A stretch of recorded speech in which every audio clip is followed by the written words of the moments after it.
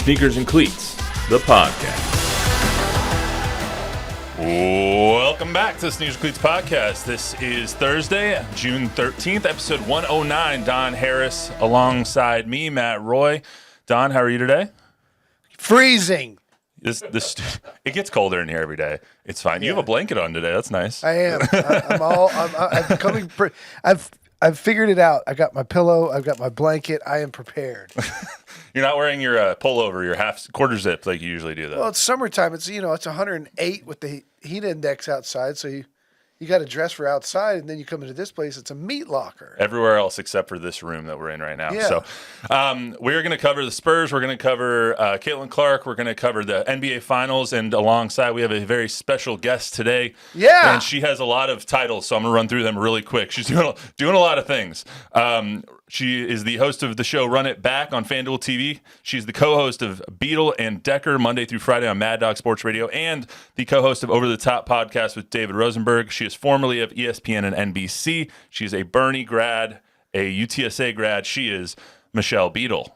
Dear Hello. Lord. What is up, Hello. Beadle? You're doing a lot of stuff. Did you have a blanket and a pillow? Is that what I just heard? I have nice. I am. I'm all warm. Hey, Matt, you forgot the host of the Coyote Clubhouse. That is my origin story. Yes. I can never Some forget. of us are old enough to remember when Michelle Beadle, before she was a big time national star, she was Kikarillo's intern and the host of the Coyote Clubhouse. I also forgot to mention that she's a Spurs correspondent and is on their broadcast team right now. So I tried. You know what? How about me? Like not being able to be around as many games when Wembanyama gets there. I really did it backwards, didn't I? I'll figure it out. I'll figure it out. You know, I got to tell you, my favorite thing that you've ever done was Sports Nation. That's when I was. I don't want to make everyone feel old here, but here we go. Yep. It's when I was in high school, and I would watch that with you and Colin all the time. So that's how I became knowing of who Michelle Beadle was back on Sports Nation. That was probably one of my favorite chapters. It Seriously, was so much though, fun. with you got to tip your cap to Mike Kikarillo. I remember Michelle when she was just starting out. Brian Anderson as well, who's now a big shot play-by-play guy for the networks. Kick really did have a great eye for talent, for young talent, because you guys were basically college kids, trying to find your way, and Kick gave you, an into this business. We all got it from somewhere. But how about Mike Kikarillo, Michelle Beadle, and Brian Anderson on his coaching tree? I mean, look here. There's the thing too about Kick. I mean, Brian is a no-brainer, right? Like he sort of knew the path and did it. I was technically an old college dropout at the moment that I met Kick, and so it was one of those lucky, sort of fortuitous moments where I, forever and ever grateful that he even gave me a shot. And what was the name of the show that you did right after that? That was the tailgate parties thing. With Paul Alexander's group. Yep. You guys game. Yeah, we did like around Texas. We'd go around Texas and games, and that was a good show. Why am I drawing too. a grant? Like, God, that was crazy. Game day tailgate thing. Yeah. Something tailgate or. Wow, this is bad. Maybe my memory's going now. Don't feel Maybe bad. I need a blanket and a pillow, Don. There you go. Don's memory of recent things isn't great, but his memory of older things is fantastic. Yeah. I relate. I both. Well, we have a lot to talk about, so let's get right into it. We do start every episode, Michelle, with we call it our number game. So this is episode 109. So we do what that number reminds you of. Obviously, we'll do number 9 today. Who is the jersey person number in sports or the year? You can do 2009. What does the number 9 remind you of when it comes to sports? Tony Parker. That's my number one. I mean, that has to and then I remember Eva year. Longoria. Like Eva Longoria had the number 9 tattooed on the back of her neck. Like I'll never forget. That's why you can't do that. Does she really? Yeah. She did. I imagine it's gone now. Imagine she still has it. Who knows? So she turned it into something else, probably. Something else for sure. 9 can be turned into 8 pretty easily, or Yep. 99. Or a flower. So, but that really puts you in a box. You can only date people who are 9 or 99 or 2009, something like that from now on. Little known fact, our David Chancellor introduced Tony Parker to Eva Longoria in the Spurs locker room after a game one night. She had come to a game and she wanted to meet some of the players, and David saw her in the hallway and grabbed our cameraman and said, hey, we're here with the TV star Eva Longoria. Who's your favorite player? And she went, Tony Parker. And he goes, you want to meet him? And she said, yeah. So they would go into the locker room when it opened up, and the rest is history. I don't know if they're that sending is him. good trivia. I don't know if they're sending him thank you cards at this point, but that's a good story. Well, at first it was all happy, and then it was not so much. Also, another. Hold on. First of all, where does Tony Parker rank in the list of all-time Spurs? 5? Okay, so this is an interesting one because it's really good because Tim is no doubt number 1. Obviously. David Robinson number 2. George Gervin's number 3. So 4, 5, you can go either way with Tony or Manu. And Tony statistically has the edge, but Manu is a 4 on a lot of people's list just because of the heart and because of the, he was, cooler. And it was easier to deal with. But he was also there was a part of Manu's game because of the way he played that made him more of a favorite. But if you were to go by straight Hall of Fame numbers, Tony would be number 4. Michelle, do you think 4 or 5? What's Tony?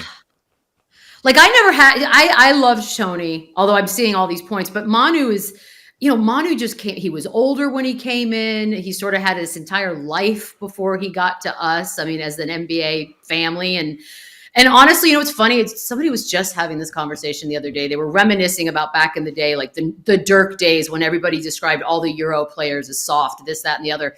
And it's, or international for that matter. And I remember the caveat, the asterisk every single time was, except for Manu Ginobili. Like Manu Ginobili came in here and did not take any guff, if you will, from anybody. So I think I'm going Manu 2 at 4, but that's 4 I go with Manu 2 at 4, but Manu was a 2-time Hall of Famer. Tony was a 6-time Hall of Famer. Tony is the all-time leading Spurs assist leader. He has more career points. Of course, Manu came off the bench. There's a lot of reasons to go with Tony, but you go with Manu because Manu's Manu.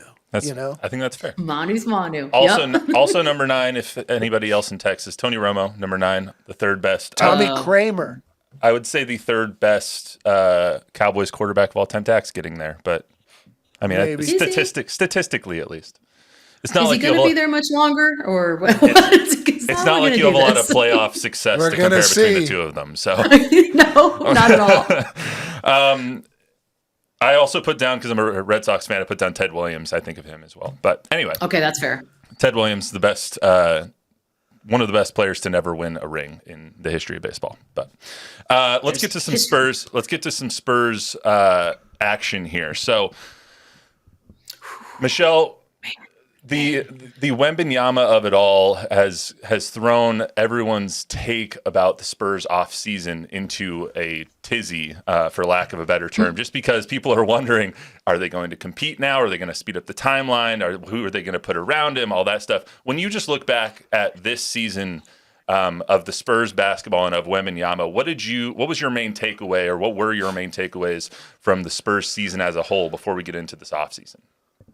I think from the All-Star break on, there was just a significant vibe change. And I think watching Wembanyama, a 20-year-old coming in this league with that kind of pub and hype and expectation, I was genuinely resigned to the idea that, okay, he's going to come in, he's going to have some struggles, he's going to have some learning curve, and all of that's fine. And I think he was just so ahead of schedule on everything and shocked so many people with not just sort of what people expected him to be good at, but with the other things. And you could kind of see the progress as the season went on, like the skills that he was picking up and the way he would answer questions and the confidence. I mean, when we get to the end of a season and he's basically telling Rudy Gobert, enjoy your last defensive player of the year award, I was just like, this is going to be one heck of a ride. And so, yeah, I think ahead of schedule is how I would most describe it. Because when he came in, there was no way he was going to exceed expectations with all that was said. I mean, Woj was going on saying he's the greatest prospect in the history of professional sports. And it was just all this hyperbole around this guy. And yet he did. Yet after the All-Star break, because he was working on his post game, because he was a sponge and wanted to learn, and he just happens to be an amazing human being outside of being a basketball player. He's got an old soul work ethic. Somehow he exceeded those expectations, which I thought would have been impossible going into the season. I think the way that he exceeded expectations more than anything was how he engendered himself to fans. Like integrated himself into the Spurs culture, into San Antonio better than almost anybody that I've ever seen after they're drafted, except for maybe LeBron because he was drafted to his hometown team.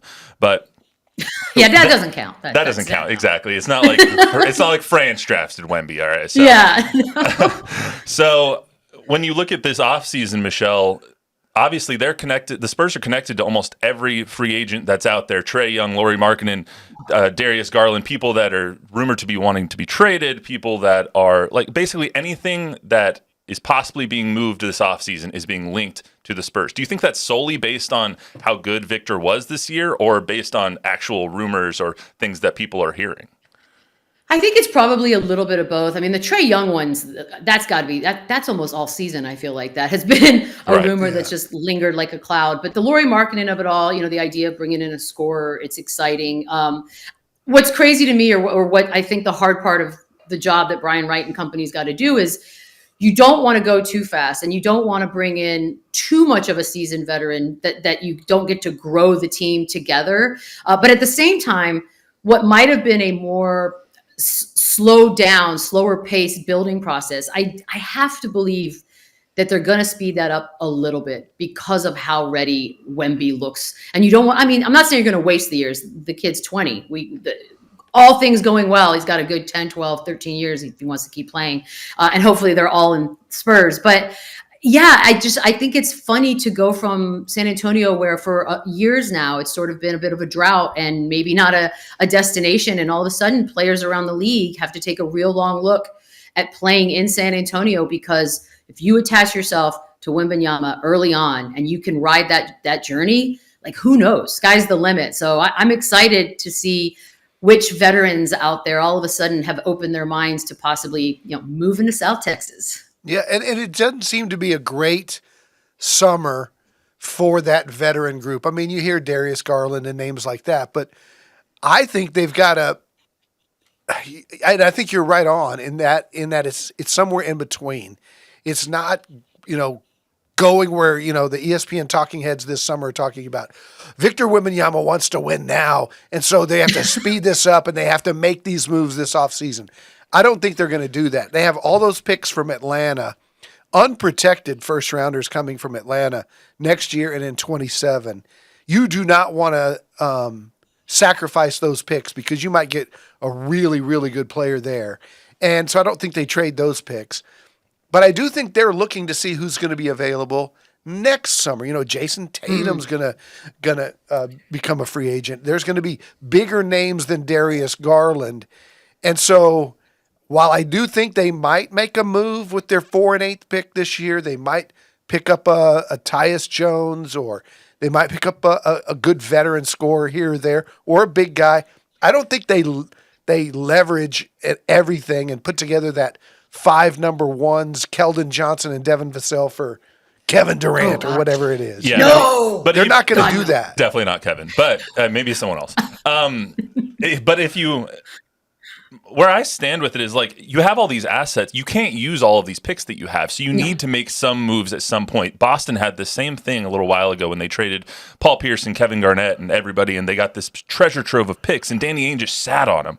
And he sat on him, and now they're finally coming home to roost. And Danny Ainge is now doing the same thing in Utah, where he has all these picks, and he doesn't do anything with them. And he's trying to acquire more picks because of Lauri Markkanen. And it's like, at some point, you can't have more than 15 players on your roster, so you have to use some of these picks to acquire other veterans that'll help your team. Maybe you don't acquire Jason Tatum this offseason or one of the superstars and use all your picks, but maybe you do acquire a B-list guy, Darius Garland, a Lauri Markkanen, a B-list guy that'll help you grow now, which I think is what both of you guys are saying. It also depends. It also depends on how well you like 4 and 8.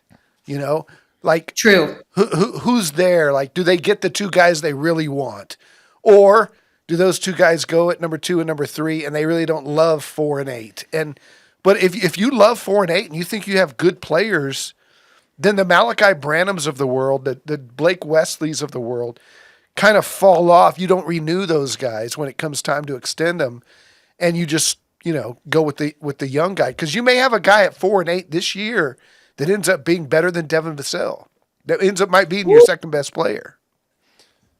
I mean, I don't know. Take. I like it.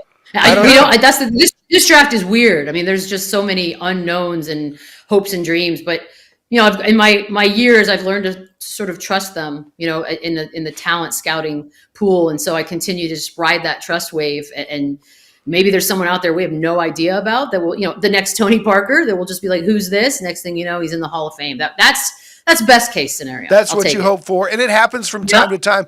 But they've missed as well. I mean, they got Vassell 1 pick after Halliburton. They could have had Halliburton. They got Sohan 3 picks before. They could have had Halliburton 1 pick before Halliburton. They got Sohan when they could have had the kid that's at Oklahoma City, Jalen Williams, right? Mm-hmm. Williams. So they missed on that too. Now. You're not gonna always hit on Tony Parker and Monte Ginobili. I don't think those guys are misses, but Halliburton's better than Vassell, and Jalen Williams is better than Sohan. So you have to hit. You have to hit when you get these chances. They missed on Primo, although nobody saw that coming. That's fair. And so he had a lot of other things going on. It's like that. That is fair. I mean, if he would have panned out, he was on track to. They'd have their point guard of the fucher. So he was a dingling. You could really hit it big with 4. Pun received. Anyway, let's get. I can't help myself. Sorry. Still the greatest defense though of all time. I just to this day I'm just like, what now? What happened? Okay, fair enough. All right, let's move off of that quickly. Let's go to the NBA Finals. Oh man. Yeah, Celtics lead the Mavs 3-0 now after I just thought it was a weird game last night. The Mavs come out on fire. Kyrie is doing everything he can. But for some reason, Kyrie and Luka just lost all trust in anybody that wasn't each other and decided not to hit open guys outside. PJ Washington was wide open for half the game, and they chose not to get him involved until the fourth quarter. But Michelle, is this how the finals is going? Like, is this how you thought the finals were going to go, or did you think this was going to be a closer series? No, I definitely thought it would be a bit of a closer series because to me, the West was always the harder conference, and they just had, I thought, steeper competition. Boston sort of lucked out a little bit on their path with the injuries that sort of rattled the Eastern Conference. Not to take away from them, they are obviously a ridiculously dominant team, but I'm disappointed in how Dallas has looked. Just game one was ridiculous. And the fact that Kyrie couldn't get it together in Boston for either one of those games, then he gets it together last night and Luka loses his mind. And the thing that bums me out about Luka is he is obviously one of the best players in this league. And if he doesn't figure out how to manage his temper and his outrage every single time anything is called or not called, it's going to ruin what is a amazing basketball career. And I don't want to have to think about Luka 5-10 years from now. And all I think about is this kind of stuff. So I don't know that he has enough time before game 4 to change his entire personality. But my goodness, sir, like you got to be smarter. I mean, you let his team down so bad last night when they actually really had a shot to win that game. It was so disappointing. And every time he complains, he leaves them in a 4-on-5 situation. Like he's just leaving them behind all the time. And even when they're a 5-on-5, he doesn't play defense. And the thing that bothers you the most about him is that this has been going on for years. I mean, his rookie year, okay, the guy's got to stop complaining about the officials. This next year, the guy's got to stop complaining about the officials. His coaches have told him. His teammates have told him. The management of the Mavericks has told him. And then he's sitting on the floor last night screaming at the bench like a 2-year-old saying, you better challenge that call, which they do. And it shows clearly a foul. And Clearly. It's just a temper tantrum. It's like, it's a shame because, like you said, he's one of the top 3 players in the world. And at least from an MVP perspective, the triple-doubles that he puts out, he's amazing. Yeah. And yet he's not a winner because he acts like that. I don't think you can say he's not a winner. His team's in the finals because in large part to him. Winners win championships. Hey, Michelle, we need to educate Matthew here. we don't hang division championship banners at the AT&T Center. I'm not saying that he's not. I'm not saying he's a winner in the respect that like his team has succeeded. No, you don't. They haven't won the ultimate prize, obviously, and they may never because of that. That's all that matters. I think that's the problem. I think he has the potential to get to this point, and then when you see him act like that on the biggest stage, and in the biggest moment of his career so far in the NBA, and you can't get it together, that is to put yourself in a position with 5 fouls to still go hunting for calls. It's just dumb, truly dumb. And then you're getting reports that, coaching staff, everybody's begged and pleaded with him. And I understand, it's a reactionary behavior. It's like trying to tell me to tone down my road rage. Okay, well, I try, but it's not always doable. And he's got to figure it out. I don't know what kind of sports psychologist they have on hand, something, but he has to figure it out. And what's crazy is that he's playing the exact team that can do that to you, right? Because Drew Holiday, Jaylen Brown, they've actually put Holiday, Brown, Tatum, Horford, the 26 kid last night. What's his name? Tillman. They put like 3 six for no reason. How did that They happen? put 6 different guys I don't know how that happened. guarding Luka, and Holiday is absolutely driving both Kyrie and Luka absolutely insane. And so you have this perfect storm because Luka's going to melt down no matter who's guarding him, and it just so happens to be the greatest on-ball defender maybe in the last decade.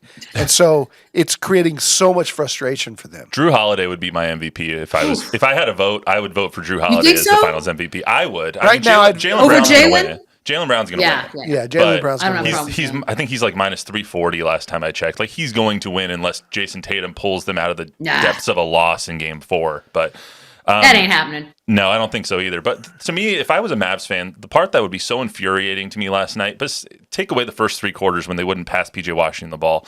In the fourth quarter, I actually texted a friend of mine who turned the game off. He's a Mavs fan. He turned the game off when they were down 21 and they started coming back. Fair. And I texted him. I was like, you can't turn it back on. And so I'm texting him updates. Superstitious. I'm That's texting, pretty good, though. and he's following along on the ESPN app. And I texted him. I was like, this is actually pretty entertaining because Luka is putting in hustle. Luka is trying. There's bodies flying around the floor. Like I remember when the ball, it was a Mavs possession. It got tossed into the backcourt, and Luka's putting his body on the line to go after a loose ball. And I'm like, this is not the Luka I've seen. This is awesome. And then a minute later, he gets 2 stupid fouls and is yelling like a 2-year-old. Like that's what would be the most infuriating part to me is you're down by 3 with 4.5 minutes left, and you are earning points with everybody. You are about to pull off one of the greatest comebacks against a really good team, and you just throw it away. I just don't get it. Yeah. And what you do is you alienate your own fans, because your fans will die for you. They will go to the mat against the referees. But here you go. Now you got Mavericks fans all day today upset with Luka saying we're never going to win unless he changes it. So he's not only alienated, the media. By the way, Michelle, what'd you think of Windhorst's torching of Luka? You know what I love? First of all, I love Windy, and he is not like that. Network's got a lot of people that say outlandish things for clicks. We're all very aware and familiar, but he's not that guy. So for him to come out there with just a scathing take on, if he wants to go in the winner's tunnel ever, I was blown away, and I agreed with every word he said. And it was also just the source, the messenger, I think is what made the message so poignant because Windy doesn't usually do that. Hey, I wanted to get your insight on this too, because you have if you feel comfortable talking about it, but Shams breaking the JJ story and then Woj coming in with Hurley that never Dan happened. Hurley, yeah. There's this big conspiracy theory that Woj just won't get beat on a story, and so that he and Hurley conspired to be a candidate just to make Shams look like he got it wrong. And now, any insight on that? I mean, look, I work with Shams. In the morning on FanDuel, and it's so funny, these two guys. And I used to work with Woj, and they're so intense, and it's just they're just different, right? They're wired differently than most of us. But yeah, there's no love lost. That's no secret between the two of them. And Shams stands by his reporting that 2 weeks ago it was all Borrego and it was all JJ Redick, and that is all they were looking at.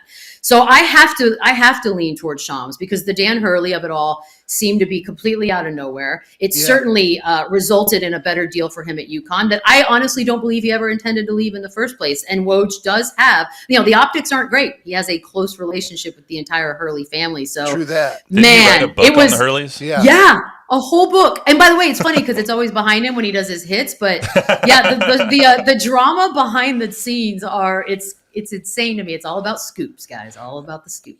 Michelle, I want to ask you before we get out of here. I want to move on to the Caitlin Clark stuff because I saw something you posted. I think it was earlier this week about Angel Reese and it being more resentment instead of jealousy. And I wanted to ask you about that because obviously Caitlin Clark is tearing up the sports media landscape unintentionally, like it's through no fault of her own, but nobody can stop. Everybody has to talk about her at all times. And now with her not making the Olympic team, whether that's fair or unfair, merit-based or unmerit-based, we're not going to get into that, but it does seem like there's a target on her back through either veterans or other rookies that she's dealing with. So what is your take on the whole Caitlin Clark situation? Yeah, it's a bit of a bummer. Here's what's weird to me about it, right? Men have also had jealousies towards each other, and maybe it hasn't been so demonstrative the way we've sort of seen this play out. I think the resentment, why I like that word better than jealousy, is because jealousy to me sort of connotes that I look at someone who has stuff I don't have, but I want, and so I'm jealous.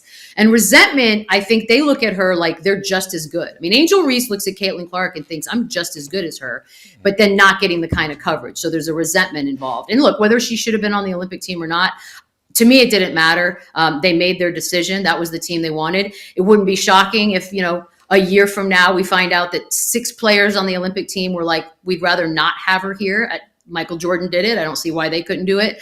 And so, look, what I love the most about it, is that it's given an opportunity for people in our business to really show their heinies because, my goodness, the things that have been said out loud have been outlandish and ridiculous. But more importantly, she has handled it in a way like, she answers all the questions correctly. Like you can just almost tell that she just doesn't want to do it this way. Like, just stop and let her play basketball. And I think eventually things will die down, but I knew this was going to be a big deal. I didn't think it would take on a life of its own. I didn't think we were getting think pieces from the likes of Bill Maher when Caitlin Clark went into the WNBA. And this is where we are. So it's been crazy. I think it sucks for her because, she didn't ask for this. She didn't ask for the hate from the rest of her league. She didn't ask for the media coverage. She just wants to go out and play basketball, yet she's handling everything beautifully, like you said. And then she comes out the other night and scores 10, and people are like, oh, great response. It's like, what are you talking about, man? Like, how would you go and play after all this crap? But you know what? I mean, it's a win because, as Cyber Bob would say, they're talking about the WNBA. Yeah, we are. Bill Maher is talking about the WNBA. We're talking about the WNBA. Everybody's talking about the WNBA. It's on nightly news that she didn't make the Olympic team. When do we talk about the WNBA? But are we actually talking about the WNBA? Or are we talking about one person? Yes, it's free publicity. Red McCombs used to say, just whether you rip me or whether you praise me, just make sure you spell my name right.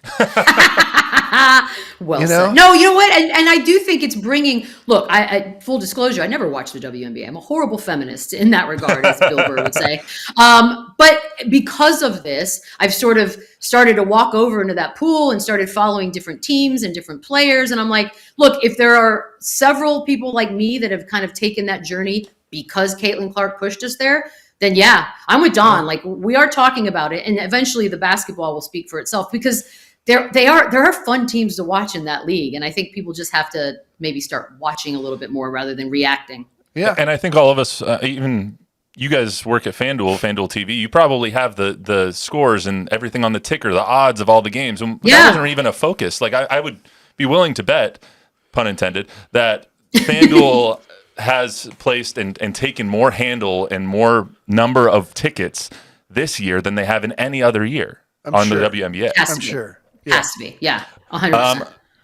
Michelle, before we let you go, Bob, do you have any viewer questions or anything like that? We just have one question from Des. Des, it's one of our editors here. What is Michelle's most memorable Spurs moment? Most lovable Spurs moment. Most memorable. Memorable. Sorry, they said lovable. Most memorable I mean, I'm not going to do a Sean Elliott one. That's what he wants. Can't give him that. God, that's a good one. You know, it's weird because if I just think out loud, actually, you know what? It was the year the Spurs won. I believe it was the shortened year, and Steve Kerr was here, and Andrew Gaze, and those guys. And I just remember it was my intern year. Daniel Ashcraft, like they're all still there. It's amazing, and just to be around for something like that. Obviously, at that point in my life, I'd never been around anything, any championship, any celebration of that level, and to watch players that you love to watch play sort of let their hair down and celebrate it's probably my favorite memory. To be having tears of happiness. I don't know what's better than that. Yeah, the 99, the first one. It was. Yeah, I'm with you. 100. It was unbelievable. It's chaos. The car flags and the people going downtown to honk their horns, and the river parade and that first river rally with Avery Johnson introducing each guy. It was unbelievable. I remember it fondly when I was 4 years old. Oh, wait, no, shut up. Collective eye roll from the other 4 people in this room. Michelle, before you get out of here, do you want to tell us about 1, Run It Back, 2, Beadle and Decker, 3, Over the Top, and anything else you're working on? Oh, God. Yeah, if you're bored, just check out any one of the 9 things I'm doing. I talk too much daily. That's all I can say. It's too much talking. I will stop. Please don't. You're fantastic. Thank you so much, Michelle. We will have you on anytime. I appreciate your time and candor. Hey, Beadle, truly, Yeah. Congratulations on all the success. I mean, we knew you were a star when you were 19 or whatever you were. So shoot, I got a late start. It's been fun to watch. It's been fun to watch from afar. Your superstardom. Very proud of you. I'm proud that I now know you have a blanket and a pillow, and I'll never forget this, Don. And I cannot wait to see you again. I can't. I'll never ever forget this moment. If you only knew how cold it was in here. Yeah, honestly, I wish I had that. Well, thank you so much, Beadle. Take care. Thanks, guys. Take care. She's fantastic. Yeah, she's really, really good. Very talented. Absolutely. I did not know until I started doing research of just how deep the connections went here in San Antonio. I really didn't. Yeah, Bernie Greyhound. UTSA Roadrunner. Some more Bernie news coming out this week, too. You want to give a quick shout out to Elizabeth Leachman? The Bernie champion sophomore in high school has qualified for the U.S. Olympic trials in the 5,000 meters. So they're going to have 30 people run in Eugene, Oregon at the Olympic trials in this race. 26 are professionals, 3 are college, and 1 10th grader. It's just an amazing feat for this young lady who has the national record at 15:25. The minimum qualifying standard is a 15:40. She's run 15:25. She's not going to go to the Olympics. She's not going to be one of the 3 unless she has the day of her life, because there's a lot of girls that have run 15:10, probably 15 of them.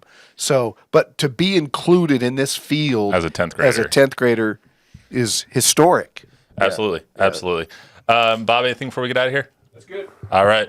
Well, thank you so much to Michelle Beadle for joining us. Like she said, you can find her almost anywhere right now because she's doing a whole bunch of things, just juggling one thing after another. But thank you so much to her. We will try and have her on a little bit later next season. Remember, download, rate, review, subscribe, give us a 5-star rating, tell a friend, tell an enemy. I should have said that at the beginning, like Bob reminded me to, but whatever. Here we are. We'll see you right back here on Monday. We'll see you then. He's packing up, man. He's getting out of here. We'll see you on Monday.